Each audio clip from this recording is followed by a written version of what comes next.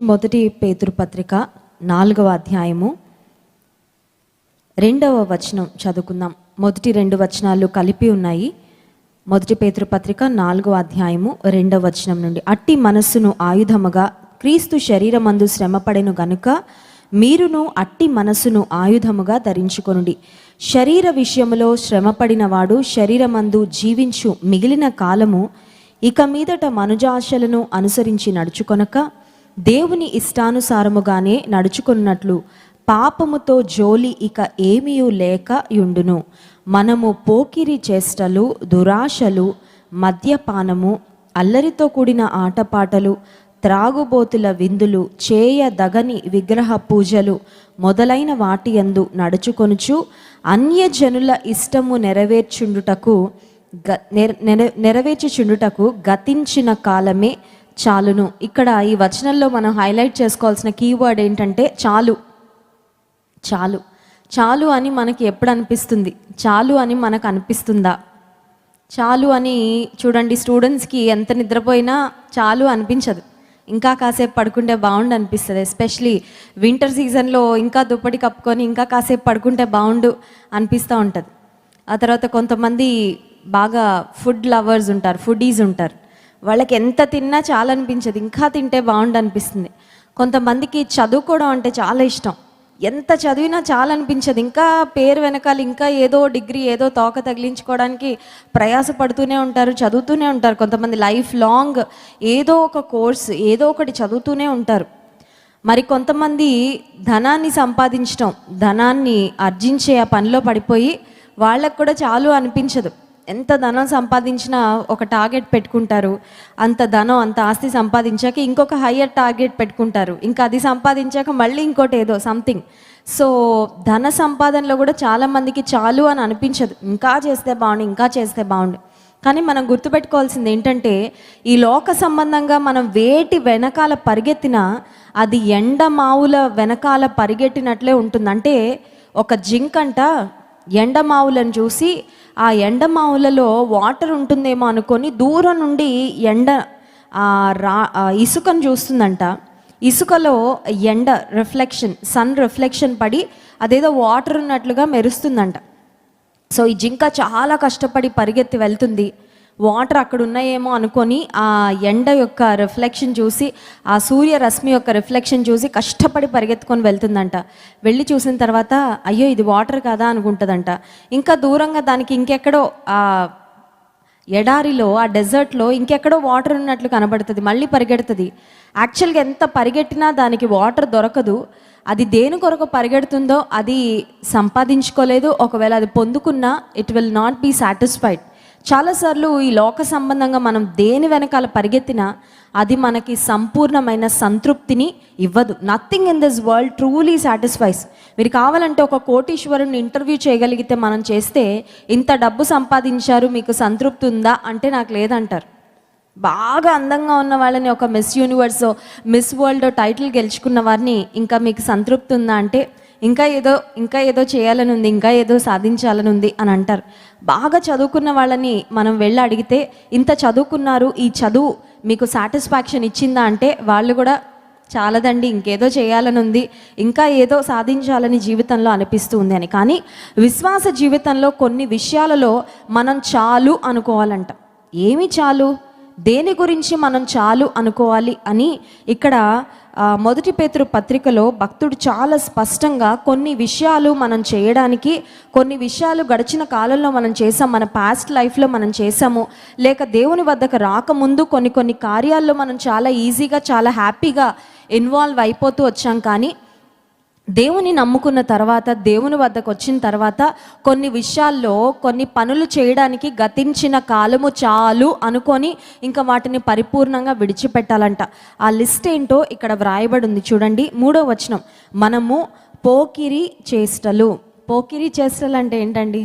మేమైనా యూత్ అండి పోకిరి చేష్టలు చేయడానికి అని బహుశా కొంచెం మధ్య వయసులో ఉన్నవారో లేకపోతే పెద్ద వయసులో ఉన్నవారేమో అనుకోవచ్చేమో. యంగ్ పీపుల్కు బాగా ఇష్టం కదండి పోకిరీ చేష్టలు చేయడం. ఏదో ఫన్ కోసం చేస్తూ ఉంటారు కొన్ని పనులు. కానీ మంచిగా ఆనందించడం, మంచి విషయాల్లో ఆనందించడం, హ్యాపీగా ఉండడాన్ని దేవుడు ఎప్పుడు నో అని చెప్పడు. కానీ మరొకరిని కించపరుస్తూ, మరొకరిని బాధ పెడుతూ మనం ఎంజాయ్ చేస్తుంటే మాత్రం అది దేవుడు ఎప్పుడు మెచ్చడు. చూడండి, కొంతమంది అబ్బాయిలు అమ్మాయిల్ని నెగటివ్గా కమెంట్ చేస్తూ ఉంటారు.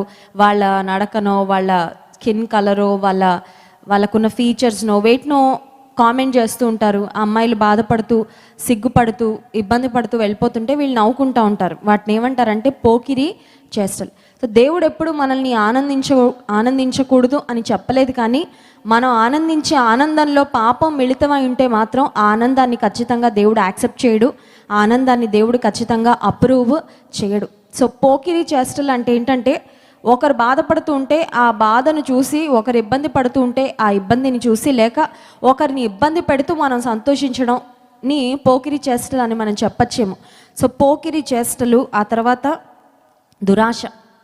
ఆశ ప్రతి మనిషికి ఉంటుంది. మానవుడు ఆశాజీవి. ఆశ లేని వారు ఎవ్వరు కూడా ఈ ప్రపంచంలో ఉండరు. అందరం దేనికో ఒక దాని కొరకు ఆశిస్తూనే ఉంటాం, ఎప్పుడు ఆశపడుతూ ఉంటాం. We hope for something and we hope for the best.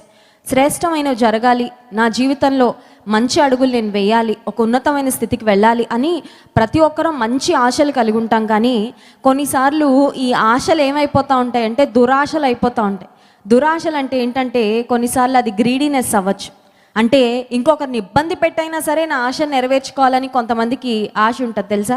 ఇప్పుడు ఎవరైనా గవర్నమెంట్ ఆఫీస్కి వచ్చారనుకోండి, ఏదైనా పని జరగాలి, వాళ్ళు సార్ కొంచెం ఈ విషయంలో మాకు సహాయం చేయండి అంటే వాళ్ళు డిమాండ్ చేస్తారు. ఏమనంటే, మీరు 2 లక్షలు ఇస్తే కానీ ఈ పని అవ్వదు. ఆ వ్యక్తి పాపం ఆ 2 లక్షలు తీసుకురావడానికి అతను అప్పు చేస్తాడు, లేకపోతే ఎక్కడో ఏదో తాకట్టు పెట్టి తీసుకొస్తాడు. సో ఈ వ్యక్తి ఆశపడుతున్న 2 లక్షలు ఏంటంటే అది దురాశ అవుతుంది. ఎందుకంటే తను న్యాయంగా ఏది సంపాదించాలో అది సంపాదించకుండా అన్యాయంగా సంపాదించడం. చాలాసార్లు మనం అనుకుంటాము, ప్రపంచంలో దురాశ లేని వారు ఎవరున్నారండి? లోకరీతిగా బ్రతికే వాళ్ళందరూ ఏదో ఒక రకమైన దురాశతో బ్రతికే వాళ్ళే కదా, దురాశ ఉంటేనే జీవితంలో పైకి రాగలము అని అనుకుంటున్నట్లయితే దేవుని వాక్యం ఖచ్చితంగా చెప్తుంది, దురాశను మనము విడిచిపెట్టాలి. మంచి వాటిని ఆశించాలి, శ్రేష్టమైన వాటిని కోరుకోవాలి. దేవుని సన్నిధిలో శ్రేష్టమైనవి నాకు అనుగ్రహించు ప్రభు అని ప్రార్థన చేయాలి. వాటిని సంపాదించుకోవడం కోసం మనం ఖచ్చితంగా ప్రయత్నం చేయాలి. కానీ దురాశలను మాత్రం ఖచ్చితంగా మనము విడిచిపెట్టాలి. ఆ తర్వాత మద్యపానము. ఈ రోజుల్లో బాయ్సే కాదు, అమ్మాయిలు కూడా మేమేం తక్కువ కాదని మద్యపానం విషయంలో అమ్మాయిలు కూడా చాలా గట్టిగా తాగుతున్నారు. అది చాలా మరి చింతించాల్సిన, విచారపడవలసిన విషయం. మద్యపానం కానీ, ధూమపానం కానీ, స్మోకింగ్, డ్రింకింగ్ గర్ల్స్ కూడా అబ్బాయిలతో ఈక్వల్గా, ఇంకో కొన్నిసార్లు అబ్బాయిల కంటే ఎక్కువే చేస్తున్నారని కాస్మోపాలిటన్, మెట్రోపాలిటన్ సిటీస్లో, అటువంటి సిటీస్లో కల్చర్ మనం గమనించినట్లయితే చాలా ఈజీగా మనకు అర్థమవుతుంటుంది. సో మద్యపానాన్ని విడిచిపెట్టాలి. అల్లరితో కూడిన ఆటలు పాటలు, త్రాగుబోతుల విందులు, చేయదగని విగ్రహ పూజలు మొదలైన వాటి యందు నడుచుకొని. చేయదగని అని విగ్రహ పూజలు అనే ఒక మాట రాశారు. బట్ నేను అనుకుంటాను, విశ్వాసంగా మనం చేయదగనివి చాలా ఉంటాయి.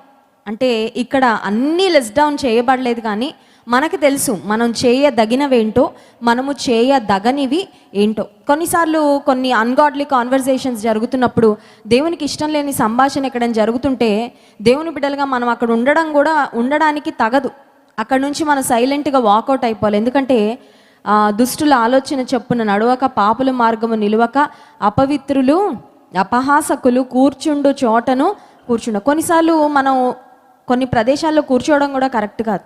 కొన్నిసార్లు మనం కొన్నిటిని చూడడం కూడా కరెక్ట్, కొంతమందితో అసలు మాట్లాడడం కూడా కరెక్ట్ కాదు. అదేంటండి, మనం ఏదైనా ఒక షెల్లో ఉన్నట్లు ఉండాలా? టార్టాయిస్ చూడండి, మనం ఎప్పుడైనా రోడ్ మీద వెళ్తున్నప్పుడు టర్టిల్ లేకపోతే టార్టాయిస్ ఉంటే మనం వెళ్ళి దాన్ని పట్టుకోవడానికి ప్రయత్నం చేస్తే దాని తల లోపలికి వెళ్ళిపోద్ది. అంటే అది షెల్లోకి వెళ్ళిపోద్ది అనమాట. ఆ పైన షెల్లోకి వెళ్ళిపోద్ది, దాని తల కూడా మనకు కనబడదు. ఆ తర్వాత మనందరం వెళ్ళిపోయామని, దాన్ని అలా వదిలేసామని దానికి ఎప్పుడు అర్థమవుతుందో అప్పుడు చిన్నగా తల బయటకు తీసుకొచ్చి చిన్నగా మళ్ళీ కదలడం ప్రారంభిస్తుంది. నేను అనుకుంటాను, దేవుని బిడ్డలంగా కొన్నిసార్లు మనం ఒక షెల్లోకి వెళ్ళిపోయినట్లుగా మనం కొన్ని కాన్వర్జేషన్స్, కొన్ని సంఘటనలు జరుగుతున్నప్పుడు I think we have to just distance our self. Social distance, physical distance ఇప్పుడు ఎలా మాట్లాడుకుంటున్నామో, కొన్ని అపవిత్రమైన ప్రదేశాలు లేకపోతే పాపానికి నిన్ను ప్రేరేపించే వ్యక్తులు దూరంగా కనబడుతున్నప్పుడే మనలో ఏమవ్వాలంటే వార్నింగ్ బెల్స్ మోగాలి. చేయతగనివి ఉండదగని ప్రదేశాల్లో ఉండడానికి వీల్లేదు, చేయదగని సంభాషణలు చేయడానికి వీల్లేదు, చూడదగని దృశ్యాలు చూడడానికి వీల్లేదు, చేయదగని స్నేహాలు కూడా మనం చేయడానికి వీల్లేదు. ఈ రోజుల్లో ఎంతమంది ముక్కు మొహం తెలియని వారితో చాలా డీప్గా ఫ్రెండ్షిప్ చేసేసుకొని ఆ తర్వాత ఎంత భయంకరంగా ఆత్మీయ జీవితంలో, శారీరకంగా, తమ కెరియర్లో నష్టపోతున్న వారు కూడా చాలామంది ఈ ప్రపంచంలో మనం చూస్తూనే ఉన్నాం. సో చేయదగని విగ్రహ పూజలు మొదలైన వాటి యందు నడుచుకొనుచు అన్యజనుల ఇష్టము నెరవేర్చుచుండుటకు గతించిన కాలమే చాలును. న్యూ ఇయర్లో ఎంటర్ కాబోయే మనము కొన్ని విషయాలు ఈ సంవత్సరంలో బహుశా కొన్ని పొరపాట్లు దొర్లుండొచ్చు, కొన్ని మిస్టేక్స్ జరుగుండొచ్చు. Because none of us are perfect. మనలో ఎవరం పరిపూర్ణం కాదు కాబట్టి కొన్ని స్నేహాలు తెలియకుండానే కొంతమందితో స్నేహం చేసి ఉండొచ్చు. ఆ తర్వాత స్లోగా రియలైజ్ అయి ఉండొచ్చు, అయ్యో వీరితో ఎందుకు స్నేహం చేశాను, వీరితో ఎందుకు ఇంత దూరం వెళ్ళాను, ఇంత క్లోజ్గా వెళ్ళాను, I'm not suppose to do it. లేకపోతే ఒక తెలియని పనిలో మనం చేయి పెట్టుండొచ్చు. ఒకవేళ దేవునికి ఇష్టం లేని ఒక వ్యాపారం మనం ప్రారంభించి ఉండొచ్చు. అదే కాల సమయంలో ఒక వ్యక్తి ప్రార్థన చేయించుకోవడానికి ఒక ప్రాంతం నుంచి వచ్చారు. ఆయన చెప్తున్న మాట ఏంటంటే, ఒక బిజినెస్ స్టార్ట్ చేయాలి అని నాకు అనిపించిందండి. ఒక 45-50 లక్షల రూపాయలు ఖర్చు పెట్టి ఒక బిజినెస్ స్టార్ట్ చేశాను. దేవుడు ముందే చెప్పాడు ఆ బిజినెస్ నువ్వు స్టార్ట్ చేయొద్దు అని, కానీ దేవుని మాట నేను వినలేదు. ఇప్పుడు మొత్తం నా బిజినెస్ నష్టాల్లో ఉంది. చాలాసార్లు మనం దేవుని మాట అడగం, దేవుడు మాట అడుగుతాం, ఎందుకంటే ఊరికే సలహా కోసం. ఆ సలహా మాత్రం ఫాలో అవ్వం. దేవుని సలహా అడిగితే నిజంగా మనకి దేవుని సలహా వినాలని విల్లింగ్నెస్ ఉంటే అడగడం మంచిది, లేకపోతే ఆయన అవమానపరిచినట్లు. అవునా కదా? ఇప్పుడు ఎవరైనా నా దగ్గరకు వచ్చారండి చెల్లెమ్మలు, అక్క నాకు నీ సజెషన్ కావాలి, మీ ఇన్పుట్స్ కావాలి, మీ గైడెన్స్ కావాలని వచ్చారు. నేను ఏ రూట్లో వెళ్ళినా, బి రూట్లో వెళ్ళినా అని 2 మార్గాలు చెప్పారు వారి ముందున్న ఆప్షన్స్. సరే నేను ప్రార్థన చేసి ఏ రూట్లో వెళ్ళి చెల్లెమ్మ అని చెప్పాను. ఓకే అక్క అని నా దగ్గర నుంచి వెళ్ళిపోయి వెంటనే బి రూట్లో వెళ్ళిపోయారు అనుకో, నాకు ఎలా ఉంటుంది? నాకు అర్థమవుతుంది ఏమనంటే నన్ను కేవలం సలహా మాత్రమే అడిగారు, కానీ నేను చెప్పింది చేసే మనసు వారికి లేదని. సో ఇంకోసారి వారు నా దగ్గరకు వస్తే నేను అంత విల్లింగ్గా కూడా ఉండను చెప్పడానికి. ఎందుకంటే because I know that they don't really value my opinion. నా యొక్క ఉద్దేశాలకు వారు విలువ ఇవ్వడం లేదని తెలుసుకున్నాను కాబట్టి నేను అంత సమయాన్ని వెచ్చించాను, అంత ఇంట్రెస్ట్ కూడా నేను తీసుకొని చెప్పడానికి. చాలాసార్లు మన దేవుని విషయంలో కూడా అంతే. దేవుడు ఆశ్చర్యకరుడు, ఆలోచనకర్త. ఆయన ఆలోచన కావాలని వస్తాం. వాక్యం ద్వారా సూటిగా దేవుడు చెప్తా ఉంటాడు నువ్వేం చేయాలి, ఏం చేయకూడదు, ఏది ప్రారంభించాలి, ఏది ప్రారంభించకూడదు, ఏ విషయాలు నువ్వు ఆల్రెడీ కొంత దూరం ముందుకెళ్ళావు కానీ ప్లీజ్ గో బ్యాక్, వెనక్కి వెళ్ళిపో, నీకు అది మంచిది కాదు, ఆ రూట్ మంచిది కాదు, ఆ మార్గం మంచిది కాదు, నీవు ఎంచుకున్న ఆ పని మంచిది కాదని కొన్నిసార్లు దేవుడు చాలా క్లియర్గా మాట్లాడుతున్నా నా ఇష్టమే నేను నెరవేర్చుకుంటాను, లేకపోతే నా తల్లిదండ్రుల ఇష్టం నెరవేరుస్తాను, నా స్నేహితుల ఇష్టం నెరవేరుస్తానని చాలాసార్లు మనం ముందుకు వెళ్ళిపోతుంటాం. కానీ దేవుని వాక్యం ద్వారా మనం హెచ్చరించబడుతున్నాము, అన్యజనుల ఇష్టము నెరవేర్చుచుండుటకు గతించిన కాలమే చాలును. Enough is enough. స్నేహితుల ఇష్టం నెరవేర్చడానికి ఇన్ని సంవత్సరాలు వెచ్చించావు నీ జీవితంలో, ఇంకా చాలు. ఒకవేళ కేవలం నీ తల్లిదండ్రుల ఇష్టం నెరవేర్చడానికి మాత్రమే బ్రతికావా, ఇక చాలు. ఒకవేళ ఇప్పటి వరకు కేవలం దేవుని ఇష్టాన్ని కూడా ప్రక్కన పెట్టి నీ భర్త ఇష్టాన్ని, నీ భార్య ఇష్టాన్ని మాత్రమే నెరవేర్చడానికి నువ్వు ముందుకు వెళ్ళావా, ఇక గతించిన కాలము చాలు. నీ ఇష్టాన్ని నువ్వు నెరవేర్చుకుంటూ బ్రతికిన జీవితం, నీ బంధువుల ఇష్టం, నీ స్నేహితుల ఇష్టం, నీ కుటుంబీకుల ఇష్టం నెరవేర్చుతూ నువ్వు గడిపిన జీవితం ఇక చాలు.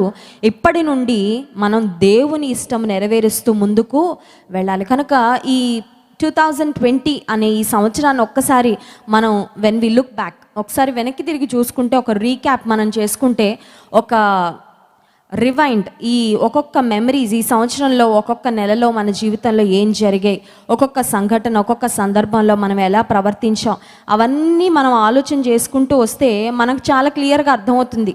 ఏమనంటే దేవుని ఇష్టాన్ని నెరవేరుస్తూ ఏ పనులు చేశాము, మన ఇష్టాన్ని నెరవేరుస్తూ ఏ పనులు చేశాము. ఒకవేళ కనుక 2 బాస్కెట్స్ పెట్టి, ఒక బాస్కెట్ పైన దేవుని ఇష్టం, ఇంకొక బాస్కెట్ పైన మన ఇష్టం, మన ఫ్యామిలీ మెంబర్స్ ఇష్టం, మన స్నేహితుల ఇష్టం అని ఒక బాస్కెట్ పెడితే మన జీవితంలో జరిగిన సన్నివేశాలు దేనిలో ఎక్కువ వెళ్తాయో ఒకసారి మనం ఆలోచించుకుంటే మనకి తెలుస్తుంది. We can self evaluate.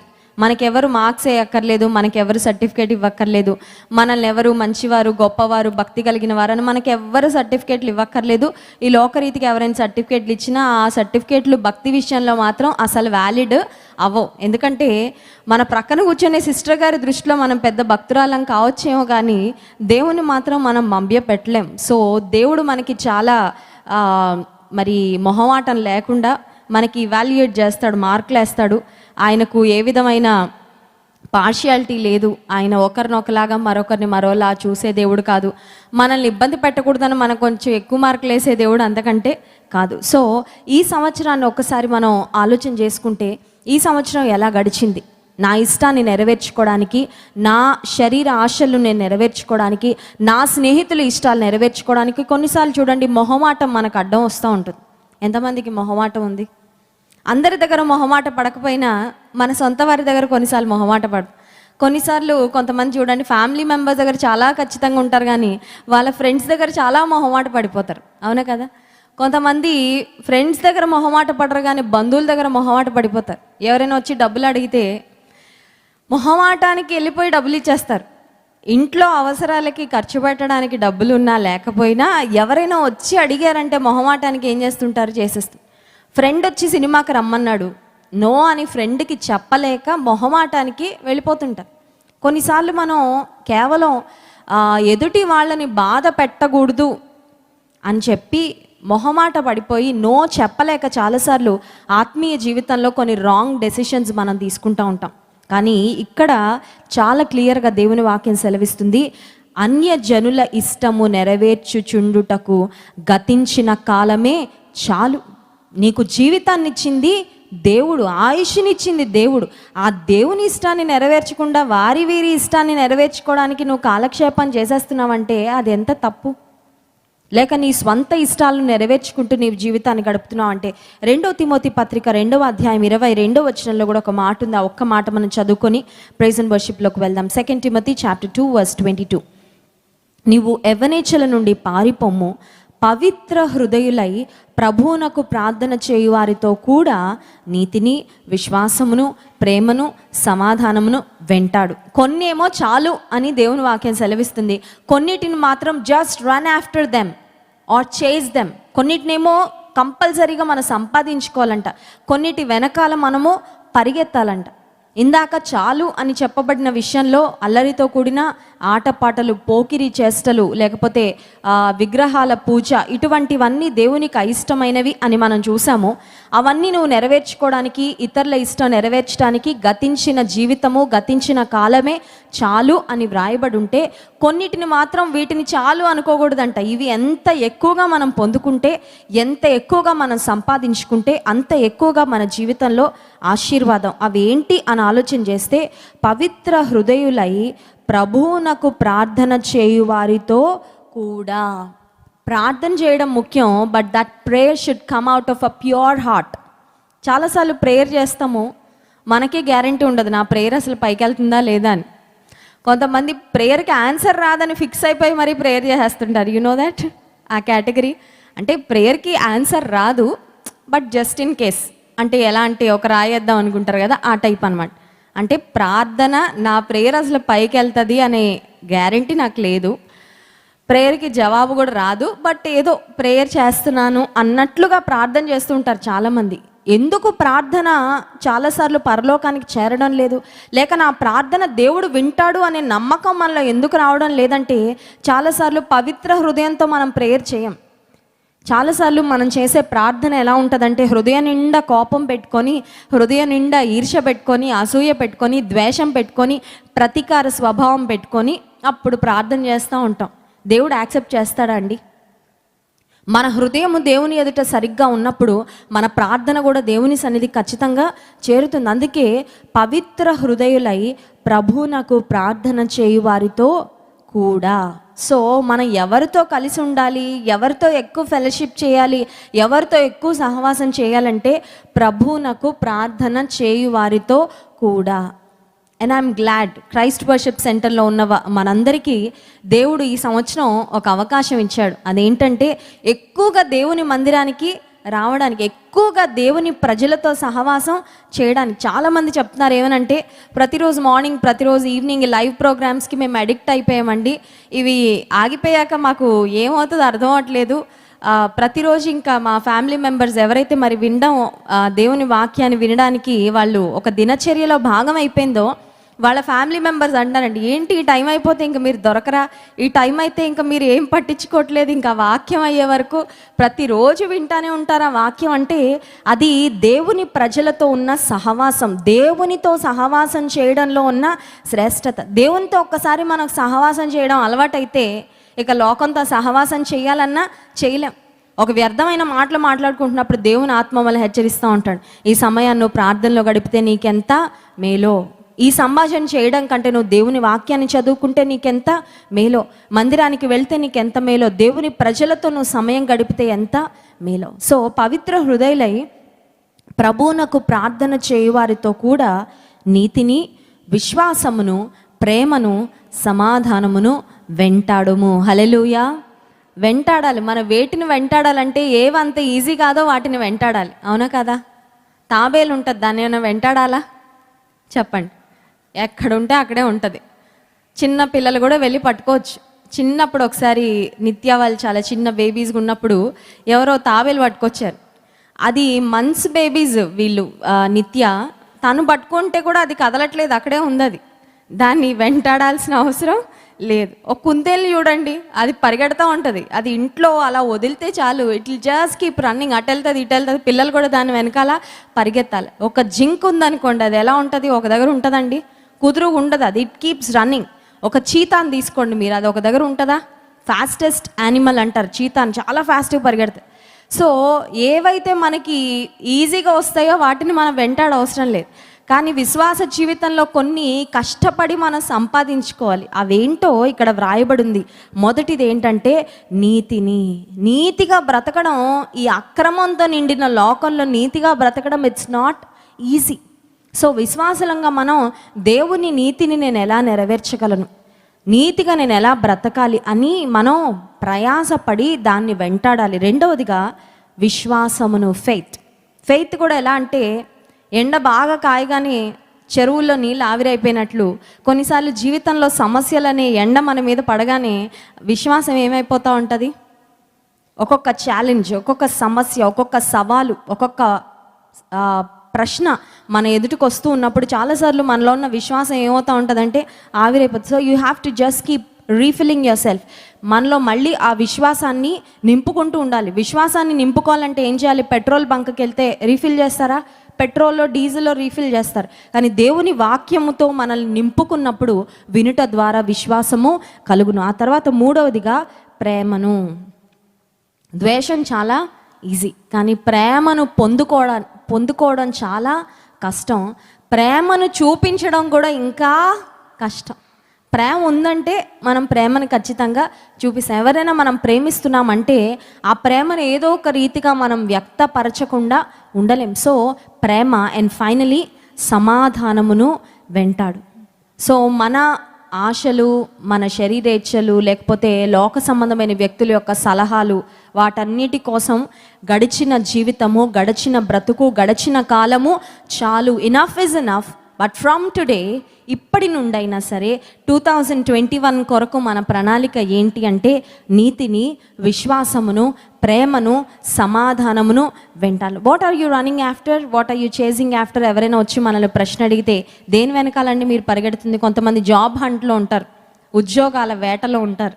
ఇక వాళ్ళ మైండ్ అంతా ఎవరితో మాట్లాడినా, ఏం చూసినా, ఎక్కడ ఏ ఉద్యోగము వస్తుందా, ఎక్కడ ఏ నోటిఫికేషన్ పడుతుందా, ఏది చదువుకుంటే నాకు ఉద్యోగంలో లేకపోతే ఇంటర్వ్యూలో, రిటర్న్ టెస్ట్లో పనికొస్తా. విశ్వాసులుగా మన ఆశ, మన ఆసక్తి ఏ విషయాల్లో ఉండాలంటే నీతిని, విశ్వాసమును, ప్రేమను, సమాధానమును జీవితంలో.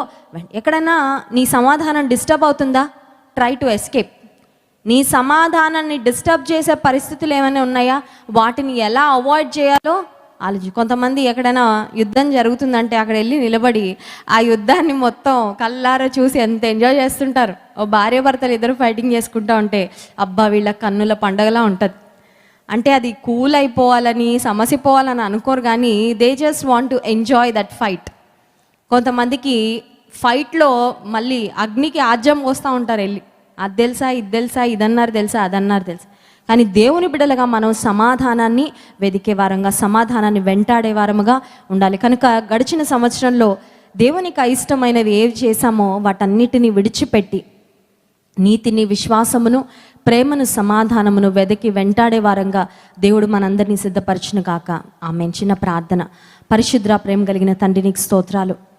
గడిచిన వత్సరము నాయన అనేక అనుభవాలు, అనేక మంది వ్యక్తులతో, అనేకమైన సంఘటనలు, అనేక సందర్భాలు, అనేక సార్లు మేము భావోద్వేగాలకు లోనై మనుషులను సంతోషపెట్టాలని, మా కుటుంబీకులను, బంధువులను సంతోషపెట్టాలని, స్నేహితులను సంతోషపెట్టాలని, మా స్వంత శరీరాన్ని, మా స్వంత మనసును సంతోషపెట్టాలని ఎన్నోసార్లు నిన్ను సంతోషపెట్టే నిర్ణయాలు మేము తీసుకోలేకపోయాం ప్రభా. కానీ వాటన్నిటి కొరకు గడిచిన కాలము చాలునని పేతురు పత్రికలో మేము చదివినట్లుగా వేటిని విసర్జించాలో, వేటిని విడిచిపెట్టాలో వాటిని విడిచిపెట్టి నీతిని, విశ్వాసమును, ప్రేమను, సమాధానమును వెంటాడే వారముగా మమ్మల్ని అందరినీ సిద్ధపరచమని యేసు నామమున ప్రార్థిస్తున్నాం తండ్రి. ఆమేన్.